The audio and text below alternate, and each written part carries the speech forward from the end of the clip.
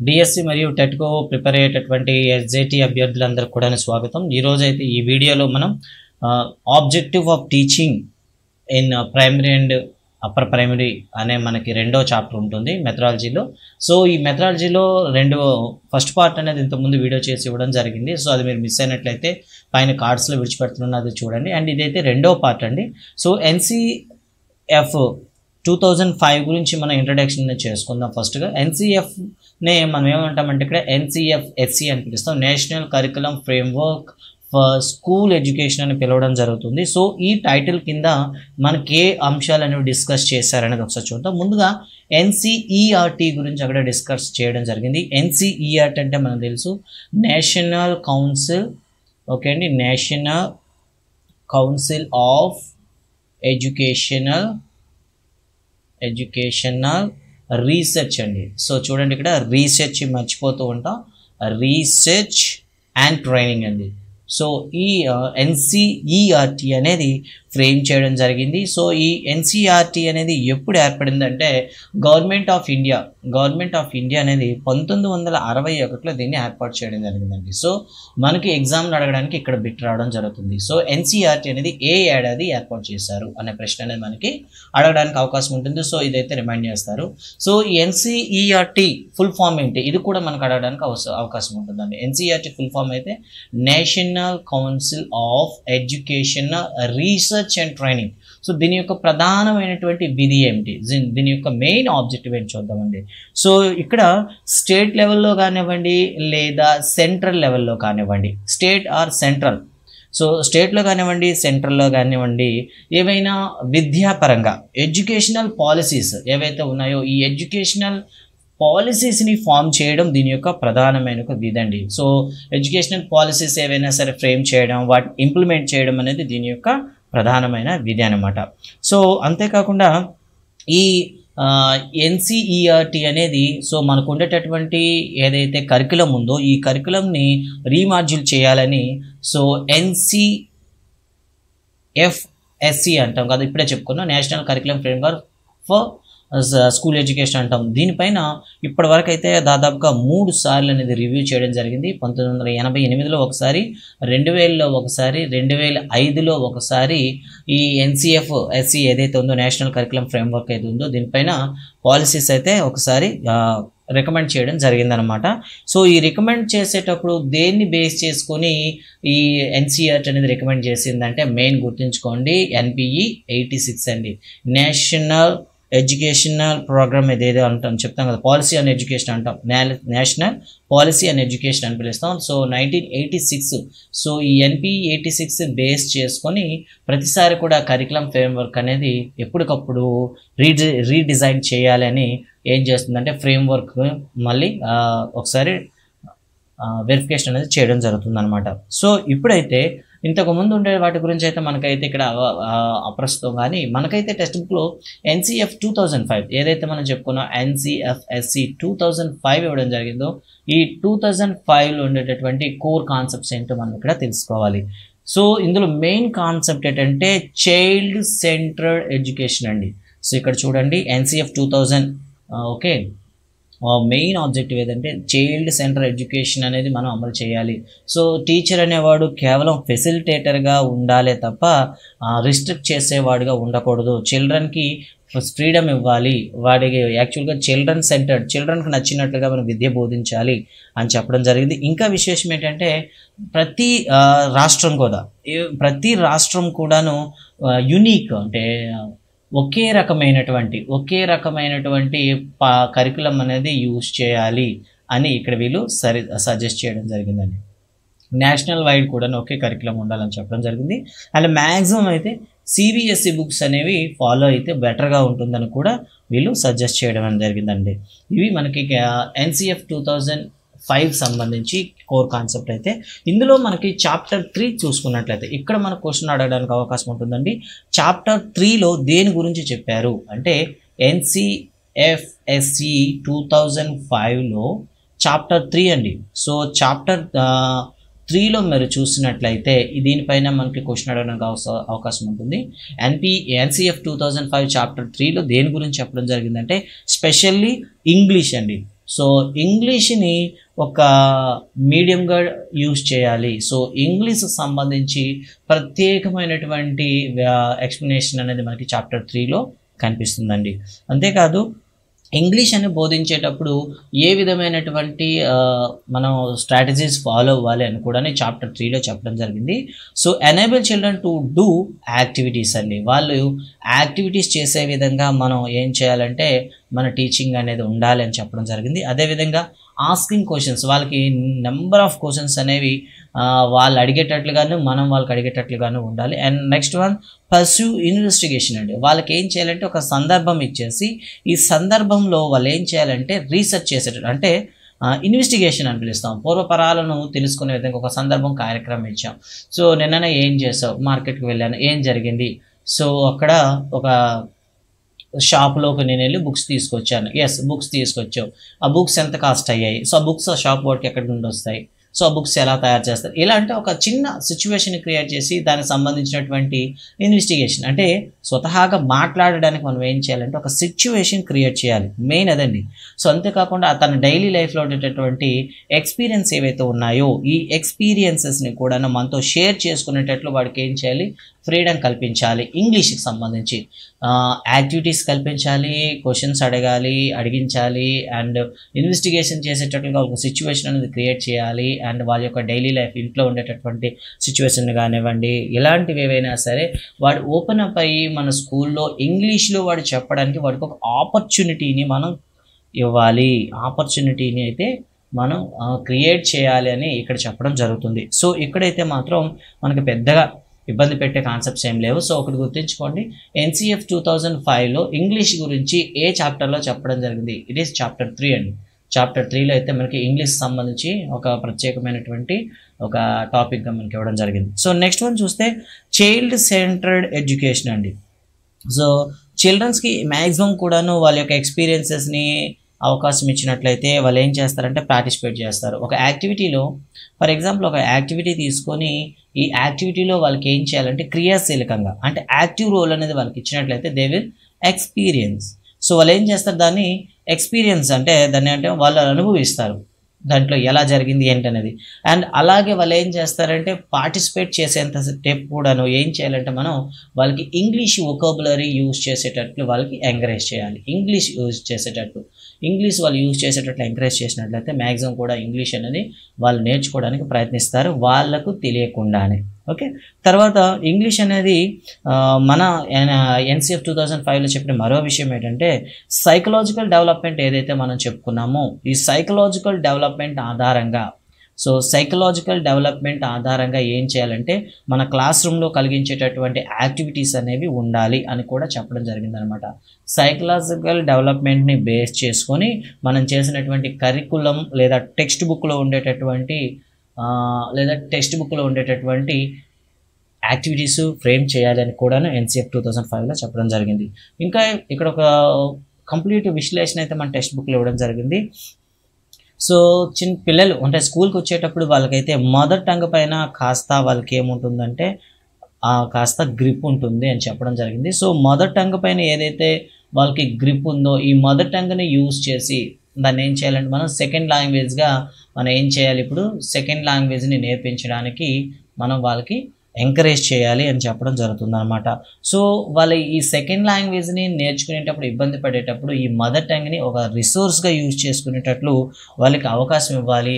And అదేవిధంగా second లాంగ్వేజ్ని కల్పించడానికి ప్రధాన ఉద్దేశం ఏంటంటే ఫ్యూచర్లో వాళ్ళు ఫేస్ చేసే ఛాలెంజెస్ కానివ్వండి లేదా ఆపర్చునిటీస్ కానివ్వండి, ఆపర్చునిటీస్ కానీ ఛాలెంజెస్ కానీ రెండూ గుర్తుంచుకోండి. ఛాలెంజెస్ అంటే కష్టాలు లేదా ఇబ్బందులు, అదే ఆపర్చునిటీస్ అంటే అవకాశాలు. ఇటు ఛాలెంజెస్ను అటు ఆపర్చునిటీస్ను రెండూ కూడా వాళ్ళు ఒకేసారి దాటడానికి లేదా పొందడానికి అయితే మనకి ఏముండాలంటే సెకండ్ లాంగ్వేజ్గా ఇంగ్లీష్ అనేది చెప్పాలి అని చెప్పడం జరిగింది. సో ఇది స్టూడెంట్స్కి అయితే సరిపోయింది. వాట్ అబౌట్ దిస్ టీచర్స్ గురించి ఏమైనా అవసరమా అంటే, సో 2005 ఎన్సిఎఫ్ 2005లో వచ్చినటువంటి ఎన్సిఎఫ్ఈ ఏదైతే సిఫార్సులు చేసిందో ఈ సిఫార్సులు చేయాలంటే ఖచ్చితంగా ఉపాధ్యాయులకు కూడా శిక్షణ అవసరం. సో అందుకే చిన్న మార్పు ఏం తీసుకొచ్చారంటే కరికులం ఫ్రేమ్వర్క్ టీచర్ ఎడ్యుకేషన్ అండి. Curriculum framework for teacher education అంటూ 2006లో ఒకటి డ్రాఫ్ట్ కాపీ రావడం జరిగింది. అదేవిధంగా ఇవి డ్రాఫ్ట్ కాపీస్ అండి, ఓకేనా. డ్రాఫ్ట్ కరికులం అని పిలుస్తాం ఇవి. సో డ్రాఫ్ట్ కరికులమ్స్ అనేవి మనకి రావడం జరిగాయి. అదేవిధంగా NCFT అండి, national curriculum framework for teacher education 2009లో మళ్ళీ మరో డ్రాఫ్ట్ కరికులం అనేది రావడం జరిగింది. అంతేకాకుండా ఈ టీచర్ సంబంధించినటువంటి ఎప్పుడెప్పుడు వచ్చాయంటే 1996లో ఒకటి వచ్చింది, 2000లో ఒకటి రావడం జరిగింది, 2006లో ఒకటి రావడం జరిగింది, 2009లో కూడా మనం మాట్లాడుకోవడం జరుగుతుంది. సో వీటిపైన కూడా ప్రశ్న అడగడానికి అవకాశం ఉంటుంది. ఎప్పుడెప్పుడు CFTE అంటే టీచర్ ఎడ్యుకేషన్ సంబంధించిన కరికులమ్స్ ఎప్పుడెప్పుడు వచ్చాయని కూడా ప్రశ్న అడగడానికి అవకాశం ఉంటుంది. 96, 2000, 2006, 2009 అండి. సో ఇక్కడ వీళ్ళు ఏం చేశారంటే టీచర్కి సంబంధించినటువంటి ట్రైనింగ్ ఇవ్వడం కానివ్వండి, సో ప్రస్తుతం సమాజంలో వస్తున్నటువంటి నూతన పోకడలు అంటే న్యూ డిమాండ్స్ని బేస్ చేసుకుని టీచర్స్ ట్రైనింగ్ ఇవ్వడం అనేది వీళ్ళు చేస్తారనమాట. సో టీచర్ ఎడ్యుకేషన్ అనేది మరి ఎవరు ప్రిపేర్ చేస్తారంటే NCERT వాళ్ళు దీనికి సంబంధించినటువంటి యాక్టివిటీస్ కానివ్వండి, పాలసీస్ కానీ వాళ్ళు డిజైన్ చేస్తే దాన్ని అమలు చేసే బాధ్యత అనేది NCTEకి ఉంటుందండి. సో NCTE అంటే మనకు తెలియాలి, NCTE అంటే NCTE అంటే national council of teacher education అండి. సో NCERT డిజైన్ చేసినటువంటి ఏవైతే పాలసీస్ ఉన్నాయో టీచర్కి సంబంధించి, ఈ టీచర్ సంబంధించిన ఏ పాలసీస్ ఉన్నా కానీ సో వాటిని అమలు చేయడానికి NCTE అనేది ఒక ఎలా ఉంటుందంటే కొలాబరేషన్, అంటే సంధానకర్త అని చెప్తాం. కొలాబరేషన్ చేసే ఏజెంట్కి ఇది పనిచేస్తుంది అనమాట, కొలాబరేషన్ అని పిలుస్తాం. సో కొలాబరేషన్ అంటే సంధానకర్త, ఓకే. సంధానకర్త అంటే ఇటు NCERTకు ఇటు గ్రౌండ్ లెవెల్లో ఉండేటటువంటి టీచర్స్ని ఇంప్లిమెంట్ చేసే సంస్థలు అయితే ఉన్నాయి, SCTE ఏదైతే ఉందో వాటికి NCERTకి మధ్యన కొలాబరేషన్కి ఎవరు ఉంటారంటే NCTE ఉంటుంది. సో NCTE అనేది ఏం చేస్తుందంటే టీచర్స్ సంబంధించినటువంటి ప్రొఫెషనల్ ప్రిపరేషన్ పైన ఫోకస్ చేస్తుంది. అంటే ఉపాధ్యాయుల యొక్క వారి యొక్క బోధనా సామర్థ్యాన్ని ఏ విధంగా, ఓకే, వాటికి సంబంధించినటువంటి ఉపాధ్యాయుల యొక్క ప్రొఫెషనల్ ప్రొఫెషన్స్ పైన ఈ NCTE అనేది ఎక్కువ ఫోకస్ చేయడం జరుగుతుంది. ఓకే అండి. సో టీచర్స్ని ఏ విధంగా డెవలప్ చేయాలి అనే దానిపైన NCTE అయితే ఎక్కువగా వర్కౌట్ అని చేయడం జరుగుతుంది. సో ఇందులో మనకి ఇక్కడ చూసినట్లయితే మనకి 2006 అండి. సో 2006 NCFT అండి. NCFTEలో చాప్టర్ 4లో మనం చూసినట్లయితే ఇక్కడ ఒక అంశం అయితే చెప్పడం జరిగింది. సో ఇక్కడ ఒక క్వశ్చన్ అడగడానికి ఉంటుంది. NCFTE national curriculum framework for teacher education అని పిలుస్తాం, లేదా సో CFTE అని కూడా మనం పిలవచ్చు. చాప్టర్ 4లో ఒక మాట చెప్పడం జరిగింది. సో ఏం జరిగిందంటే టీచర్స్కి సంబంధించినటువంటి గైడ్ లైన్స్ గురించి ఒక డీటెయిల్గా ఇక్కడ వివరణలు ఇవ్వడం జరిగింది. సో టీచర్స్కి సంబంధించినటువంటి గైడ్ లైన్స్, ఓకే అండి, గైడ్ లైన్స్ ఇవ్వడం జరిగింది. అండ్ అదేవిధంగా సజెషన్స్ కూడా ఇక్కడ చాలా వరకు అయితే ఇవ్వడం జరిగింది. సో ఇక్కడ క్వశ్చన్ అడగడం ఎలా జరుగుతుంది. సో CFTE 2006లో టీచర్కి సంబంధించినటువంటి గైడ్ లైన్స్ కానివ్వండి, లేదా టీచర్ ఎడ్యుకేషన్ని రీడిజైన్ చేయమని కానీ ఏ చాప్టర్లో చెప్పబడింది. టీచర్కి సంబంధించేటటువంటి ఎడ్యుకేషన్ని ఏం చేయమని చెప్తుందంటే రీడిజైన్, అంటే ఉన్న పాత పద్ధతిని ఏవైతే ఉన్నాయో వాటిని తిరిగి రీడిజైన్ చేయండి అని చెప్తూ మనకి చెప్పడం జరిగింది. అంటే రీడిజైన్లో ఏం చెప్తుందంటే టీచర్ ఎడ్యుకేషన్లో ఇక్కడ సెంటర్డ్ అంటే ఫోకస్, చూడండి ఒకసారి మొత్తం కూడా మనకి ఇక్కడ దేని మీద అంటే మనకి ఫోకస్ ఆన్ ది చైల్డ్ అండి. సో పిల్లవాడి పైన ప్రధానంగా మనం దృష్టి సారించాలి అని చెప్తూ ఈ 2006 NCFTE ఏదైతే ఉందో దాంట్లో చాప్టర్ 4లో మనకి చెప్పడం జరుగుతుంది. అయితే ఈ ఫైనల్గా ఇక్కడ ఉండే విషయం ఏంటంటే చిల్డ్రన్కి ఎక్కువగా ఫ్రీడమ్ ఇవ్వాలి, చైల్డ్కి ఎక్కువగా ఫ్రీడమ్ ఇవ్వాలి. Teacher should be A facilitator, కేవలం వాళ్ళకి వనరులు సమకూర్చే వ్యక్తిగానే ఉండాలి తప్ప వాటిని నియంత్రించే వ్యక్తిగా మాత్రం ఉండకూడదు అని చెప్పడం జరుగుతుంది. సో ఇకనైతే మనం ఇది మనకు ఉండేటటువంటి NCFSE కానివ్వండి, NCFTE కానివ్వండి.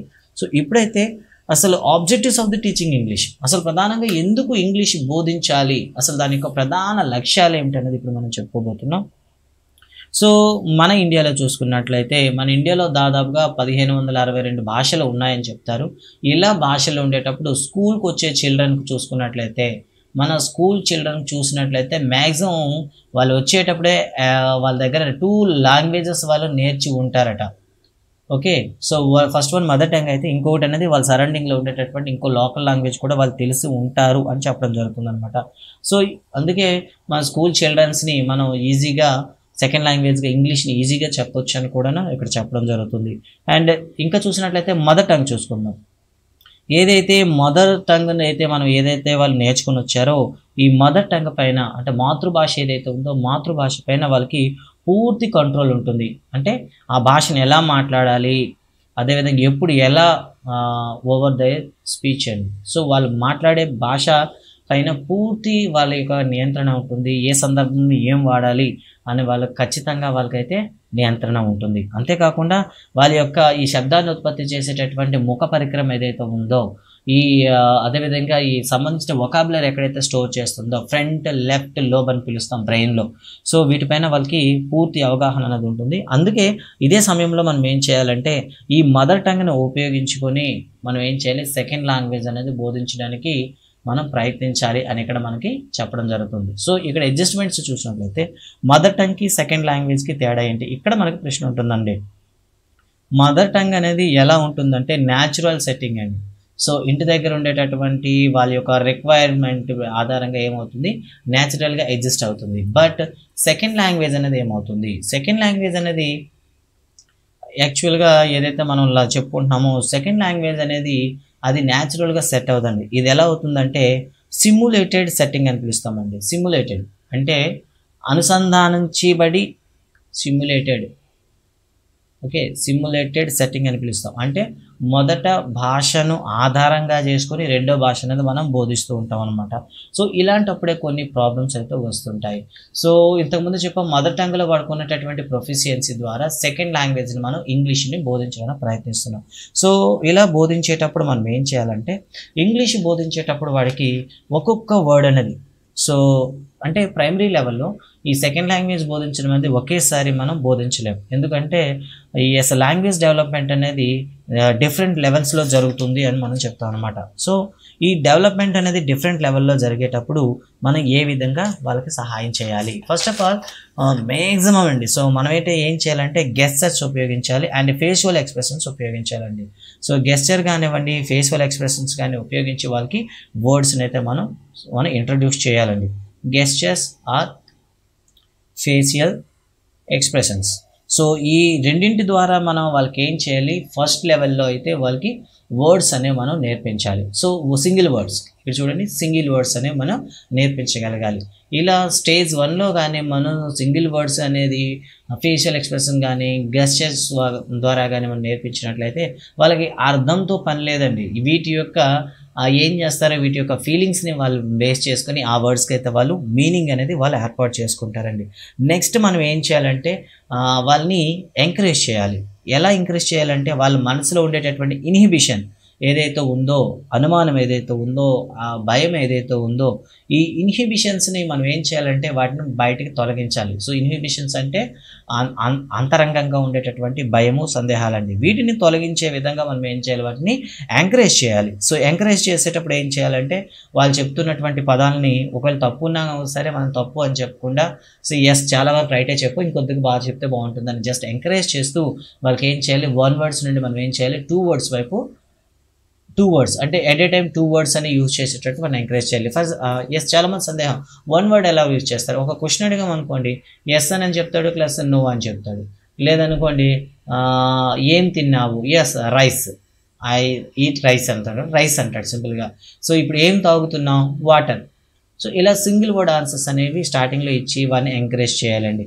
అండ్ నెక్స్ట్ వన్ ఏం చేయాలంటే వారి యొక్క వొకాబులర్ని డెవలప్ చేస్తూ మనం సెకండ్ అంటే 2 వర్డ్స్ యూజ్ చేసేటట్లు, నెక్స్ట్ వన్ ఫ్రేజెస్ ఉపయోగించేటట్లు, అండ్ థర్డ్ వన్ చిన్న చిన్న సెంటెన్సెస్ను యూజ్ చేసేటట్లు, అండ్ లాస్ట్ వన్కి పారాగ్రాఫ్స్ వరకు వాళ్ళని తీసుకుని వెళ్ళొచ్చు ప్రైమరీ అండ్ అప్పర్ ప్రైమరీలో. ఈ విధంగా స్లోలీ నెమ్మదిగా వాళ్ళని మోటివేట్ చేస్తూ తీసుకెళ్ళాలి. ఇంకా తర్వాత చూసుకున్నట్లయితే ఈ లాంగ్వేజ్ను వాళ్ళు నేర్చుకునేటప్పుడు కొన్ని ప్రత్యేక సందర్భాల్లో కొన్ని సమస్యలు వస్తుంటాయండి. So lack of vocabulary. So వీళ్ళు మాట్లాడుతుండేటప్పుడు ఏమవుతుందంటే కొన్నిసార్లు పదాలు దొరకవు. సో మనకైనా చూడొచ్చు. సో ఒక బిగ్ జోక్ కనిపిస్తుంది, ఐ విల్ నిలదీస్ 5. సో మీరు ఇది వినే ఉంటారు, ఐ విల్ నిలదీస్ 5. సో ఎస్ అండి. సో ఇది జోక్ డైలాగ్ మీరు వినే ఉంటారు. సో ఇది ఒక మంచి పాపులర్ జోక్గా ఉంటుంది, ఐ విల్ నిలదీస్ 5. సో అంటే ఇక్కడ కారణం ఏంటంటే అక్కడ ఇలాంటి సందర్భమే మన స్కూల్ పిల్లలకు కూడా వస్తుంది. ఎందుకంటే మాట్లాడేటప్పుడు సరైన వర్డ్ కానివ్వండి, లేక వొకాబులరీ అనేది అక్కడ మనకు దొరకలేనప్పుడు ఏం చేస్తాం చెప్పండి, మదర్ టంగ్ని యూజ్ చేస్తాం అనమాట. ఇలా మనకి సరైన వర్డ్ అనేది రానప్పుడు, లేదా ఆ సిచ్యువేషన్ సరిపడే వొకాబులరీ అనేది మన దగ్గర లేనప్పుడు ఏం చేస్తాం, తెలుగుని ఉపయోగిస్తాం అనమాట. ఇలా 2 లాంగ్వేజెస్ని ఉపయోగించి కూడా మనం ఏం చేస్తాం, మాట్లాడుతుంటాం అనమాట. దీన్ని ఏమని చెప్తామంటే కోడ్ స్విచ్చింగ్ అని పిలుస్తామండి. కోడ్ స్విచ్చింగ్ అని పిలుస్తాం. సో కోడ్ స్విచ్చింగ్ అంటే ఏంటి, ఇట్ ఈస్ కోడ్ స్విచ్చింగ్ అని పిలుస్తాం. కోడ్ స్విచ్చింగ్ అవడానికి కారణం ఏంటంటే ల్యాక్ ఆఫ్ వొకాబులరీ. సింపుల్గా గుర్తుంచుకోండి, కోడ్ స్విచ్చింగ్ అంటాం. కోడ్ స్విచ్చింగ్ అంటే సో వొకాబులరీ అనేది అంటే మన ఒక సిచ్యువేషన్లో మనం మాట్లాడుతుండేటప్పుడు ఏమవుతుందంటే మనం మాట్లాడుతుండేటప్పుడు సరైన పదాలు కానీ దొరకకపోయినప్పుడు వెంటనే తెలుగు మన మదర్ టంగ్ వర్డ్స్ అనేది యూజ్ చేస్తుంటాం. ఎలా యూజ్ చేయడాన్ని మనం ఏమంటాం, కోడ్ స్విచ్చింగ్ అంటాం. అయితే ఇక్కడ కోడ్ స్విచ్చింగ్ చేసేటప్పుడు మదర్ టంగ్ యొక్క డామినేషన్ చాలా ఎక్కువగా ఉంటుందండి. సో ఫర్ ఎగ్జాంపుల్ ప్రొనౌన్సియేషన్ అండి. సో తెలుగులో మనం గుణింతాలు నేర్పించి ఏ విధంగా అయితే నేర్చుకుంటాడో వాడు అదేని ఇంగ్లీష్లో కూడా వాడు అప్లై చేసుకుంటాడు. సో అలా చేసుకునేటప్పుడు ఏమవుతుంది, ప్రొనౌన్సియేషన్ అనేది మనకి చాలా తేడా వస్తుంది అనమాట. ఇంకా తర్వాత చూసుకున్నట్లయితే గ్రామర్. సో మదర్ టంగ్లో గ్రామర్ ఒకలా ఉంటుంది, బట్ ఇంగ్లీష్లో మనకి గ్రామర్ ఒకలా ఉంటుంది. ఈ 2 ప్రాబ్లమ్స్ అనేవి ఈ కోడ్ స్విచ్చింగ్స్ వల్ల కూడా మనకి ఎఫెక్ట్ అయ్యే ప్రాబ్లం ఉంటుంది. సో ఇలాంటి సమయంలో ఏం చేయాలంటే టీచర్ యొక్క రోల్ అనేది చాలా ఎక్కువగా ఉంటుందని మనం చెప్పవచ్చు. ఏంటి టీచర్ యొక్క రోల్ అంటే తను కోడ్ స్విచ్చింగ్ అయ్యేటప్పుడు వెంటనే తప్పు అని డైరెక్ట్గా వాడిని నిరోధించకుండా చాలా వరకు కరెక్ట్ అని చెప్తూ వాడిని ఎంకరేజ్ చేస్తూ అక్కడైతే ఏదైతే మిస్ అయిందో, ఇక్కడ చూడండి ఐ విల్ నిలదీస్ 5లో ఏదైతే మిస్ అయిందో ఐ విల్ దీన్ని ఏమంటాం, ఐ విల్ ఆస్క్ దెమ్ అని సింపుల్గా అడగచ్చు. So I will discuss with them అని అనొచ్చు, ఐ విల్ ఆస్క్ దెమ్ అని అడగచ్చు. సో ఇలా వాడు అడిగిన దాన్ని ఏదైతే లాంగ్వేజ్లో కోడ్ స్విచ్చింగ్ చేశాడో ఆ వర్డ్ని టీచర్ కాస్త వాడిని ఇంట్రడ్యూస్ చేసి ఇలా చెప్తే బాగుంటుంది అని జస్ట్ వాళ్ళకి ఎంకరేజ్ చేసినట్లయితే వాళ్ళు మొత్తం వాళ్ళ యొక్క ఇన్హిబిషన్స్ ఏవైతే ఉన్నాయో, అంతరంగంగా ఉన్నాయో, భయం అయితే ఏదైతే ఉందో దాన్ని విడిచిపెట్టి వాడు ఇంగ్లీష్లో మాట్లాడడానికి ప్రయత్నిస్తాడు. సో ఇక్కడ గుర్తుంచుకోవాలి, NCFE 2005 ప్రకారం అయితే teacher should be A facilitator and he have to create such a opportunities. వాళ్ళకి మ్యాక్సిమం కూడా మనం ఏం చేయాలి, ఆపర్చునిటీస్ క్రియేట్ చేయాలి. ఎందుకంటే మన ఇండియాలో తీసుకుంటే ఇంగ్లీష్ ఇప్పటికి కూడా ఒక సబ్జెక్ట్గా చెప్తున్నారు తప్ప కమ్యూనికేషన్ లాంగ్వేజ్ ఓరియంటెడ్గా మాత్రం ఎక్కడా చెప్పట్లేదు. ఎందుకంటే సరైన అట్మాస్ఫియర్ అనేది క్రియేట్ చేయలేకపోతున్నాం. ఇప్పుడు కూడాను కమ్యూనికేట్ అవ్వడానికి సరిపోయిన ఆపర్చునిటీస్ అయితే స్కూల్లో క్రియేట్ చేయలేకపోతున్నాం. ఎందుకంటే స్టూడెంట్స్కి రీచ్ అయ్యే ముందు ఉపాధ్యాయులను కూడా కొన్ని సమస్యలు ఫేస్ చేస్తూ ఉంటాం.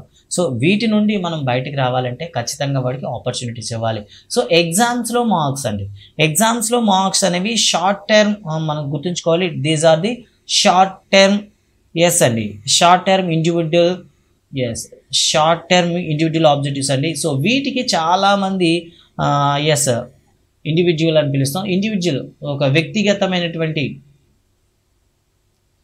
ఇండివిజువల్ యొక్క ఆబ్జెక్టివ్స్ అండి. ఈ వీటిపైన ఎక్కువగా టార్గెట్ చేస్తున్నారు. నిజానికైతే మార్క్స్ ఓరియంటెడ్గా మాత్రం ఇంగ్లీష్ అనేది బోధించకూడదు అనే మాట కూడా ఇక్కడ చెప్పడం జరుగుతుంది. సో ఇంగ్లీష్ ఏ విధంగా బోధించాలంటే టు అక్వైర్ ప్రొఫిషియన్సీ. అంటే ఇంగ్లీష్ భాషలో మొత్తం మనకి ఏం రావాలంటే వాళ్ళకి ఎస్ అండి, ప్రొఫిషియన్సీ.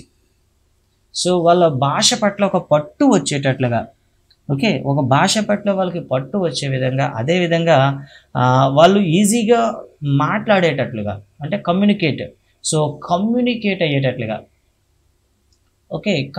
అయ్యేటట్లుగా ఈ ఇంగ్లీష్ భాషని వాళ్ళకి బోధించాలి. వాళ్ళకి ప్రొఫిషియన్సీని, అదేవిధంగా కమ్యూనికేటివ్ స్కిల్స్ని అయితే మనం బోధించాలని చెప్పడం జరుగుతుంది. It is not a short term అండి, ఇది షార్ట్ టర్మ్ అయితే కాదు, it is a long term. ఇది ఒక దీర్ఘకాలకమైనటువంటి లక్ష్యంగా మనం తీసుకొని వాళ్ళకి చెప్పాలి.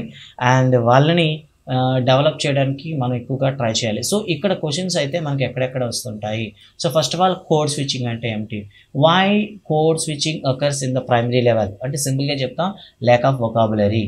అండ్ ఇంకా క్వశ్చన్ అడిగితే సింగిల్ వర్డ్స్ని మనం ఇంట్రడ్యూస్ చేసేటప్పుడు బెస్ట్ టెక్నిక్ ఏంటి, using gestures and facial expressions. And next one mother tongue అన్నకి సెకండ్ లాంగ్వేజ్ తేడా ఏంటి, mother tongue will be set with natural setting and second language will be simulated settings అని చెప్తాం. So అంతే విధంగా so next one ఇక్కడ చూడండి code switching అనేది మనం ఈ కోడ్ స్విచ్చింగ్లో కానీ పిల్లాడిని కానీ మనం దాటించే ప్రయత్నం చేసినట్లయితే అంటే వాడికి మీరు సరిగ్గా అవన్నీ గైడ్ చేశారనుకోండి, ఒక ప్రాపర్ వేలో కానీ మీరు కోడ్ స్విచ్చింగ్ టైంలో కానీ మీరు గైడ్ చేసుకున్నట్లయితే మదర్ టంగ్ అనేది ఏమవుతుందంటే పాజిటివ్ యాటిట్యూడ్తో ఏమవుతుంది ఇంగ్లీష్ నేర్చుకోవడానికి ట్రాన్స్ఫర్ అవుతుందండి. Okay, it will be transforms. So transforms to learn the English అని చెప్తాం అనమాట. ఈ విధంగా మనకైతే చెప్పడం జరిగింది. సో ఇక్కడైతే క్వశ్చన్స్ అనేవి ఎక్కడెక్కడ వస్తాయి మీకు ఆల్రెడీ చెప్పడం ఒకసారి చూసుకుందాం. First of all time line పైన క్వశ్చన్ అడుగుతుంది, సో అడగడానికి అవకాశం ఉంటుంది.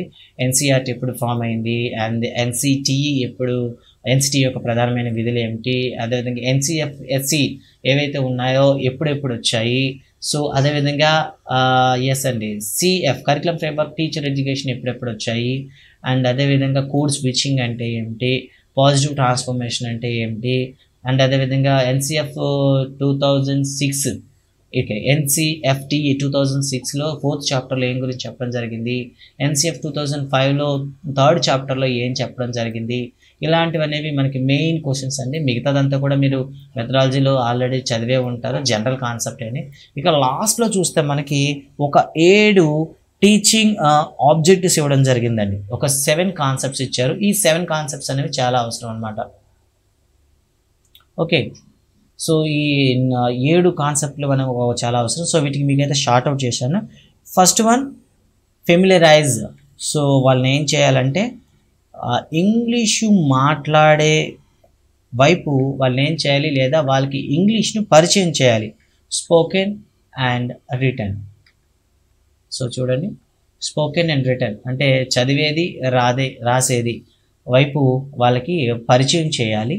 అండ్ రెండోది ఏం చేయాలంటే వాళ్ళకి ఎంజాయబుల్, చూడండి ఎంజాయబుల్ వాళ్ళు ఆనందించేటటువంటి యాక్టివిటీస్ డిజైన్ చేయాలి. సో యాక్టివిటీస్ అనేవి డిజైన్ చేయాలి.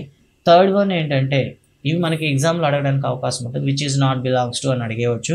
Third one understand. మూడోది అండర్స్టాండ్ అండి. ఇక్కడ అండర్స్టాండ్ అంటే ఎవరెవరు అండర్స్టాండ్ అవ్వాలంటే ఇక్కడ 2 అండి.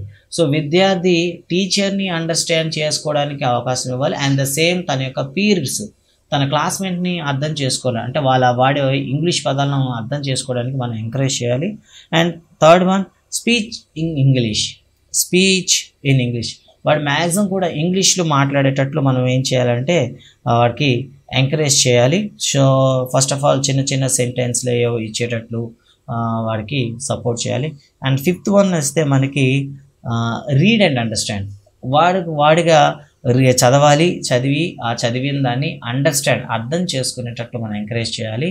And sixth one trace and right. తను రాసిన ఏదైనా ఒక పుస్తకం చూసి పుస్తకంలో ఉండే పదాలను ట్రేస్ అవుట్ చేసేటట్లుగా ఉండాలి. And the same time trace out చేసినటువంటి వర్డ్స్ని ఏవైతే ట్రేస్ అవుట్ చేశాడో ఆ వర్డ్స్ని కాస్త వాడు ఏం చేయాలి, రాయగలగాలి.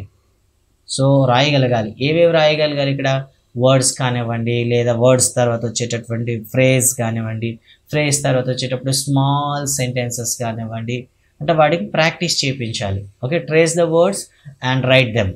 అండ్ లాస్ట్ వన్ అయితే మనకి రిసైట్ అండి. Recite, rhyme and poem. So ఇవి మనకి మెయిన్ ఆబ్జెక్టివ్స్గా ఇవ్వడం జరిగింది at primary. Okay, primary and upper primary అండి. సో ఇవి మనకు ఉండేటటువంటి కోర్ కాన్సెప్ట్స్ అయితే. సో ఐ హోప్ మీరు అర్థం చేసుకున్నాను అనుకున్నాను. సో ఎగ్జామ్ పాయింట్ ఆఫ్ వ్యూలో ఎక్కడెక్కడ మనకి ప్రశ్నలు అడుగుతాడో ఒకసారి చూసినట్లయితే ఫస్ట్ వన్ ఈ 7 కాన్సెప్ట్స్ మీద ఒక చిన్న షార్ట్ అవుట్ చేసుకోండి. సో 7 మనకు అవసరం: familiarize, enjoyable and understand, speech, read and understand, trace and write and recite rhymes. So ఈ విధంగా 7 ఉంటాయి. అండ్ నెక్స్ట్ వన్ చూసినట్లయితే కోడ్ స్విచ్చింగ్ అంటే ఏమిటి, కోడ్ స్విచ్చింగ్ అనేది ఎందుకు జరుగుతుంది. అండ్ నెక్స్ట్ వన్ అంటే వర్డ్స్ అనేది మనం ఇంట్రడ్యూస్ చేసేటప్పుడు 0 లెవెల్లో ఏ టెక్నిక్స్ ఉపయోగించాలి.